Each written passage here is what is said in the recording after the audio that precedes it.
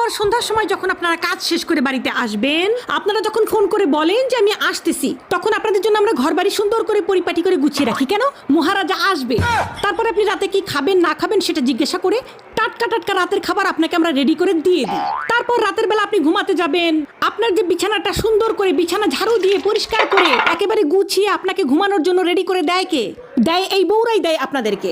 জীবন অশান্তিতে ভরে যায় না? কার জীবন অশান্তিতে ভরে যায়? তারপর বিয়ের কিছুদিন যেতে না যেতেই দিয়ে দেন পেটে একটা বাচ্চা। এই বাচ্চাটা নিয়ে আমাদের কত কষ্ট হয় আপনারা জানেন? সেই বাচ্চা পেটের মধ্যে 9 মাস কে পালে? আপনি পালেন? আপনারা তো খুব ফুর্তিতে বাচ্চাটা দিয়ে দিয়েছেন, কিন্তু সেই বাচ্চা আমরা পেটের মধ্যে 9 মাস পালি। পেলে সেই বাচ্চাটাকে ছোট থেকে বড় করি আমরা, গু সাফ করি আমরা, গু মদ সবকিছু পরিষ্কার করে বাচ্চাটাকে তিলে তিলে বড় করি, খাওয়াই, স্কুলে নিয়ে যাই, পড়াই। তারপরে কিছুদিন যেতে না যেতেই পরিবারের সবাই মিলে, বৌমা একটা বাচ্চার কোনো ভরসা আছে, আরেকটা বাচ্চা নাও। তারপরে আরেকটা বাচ্চা হয়, আমাদের জীবন হয়ে যায় তেনা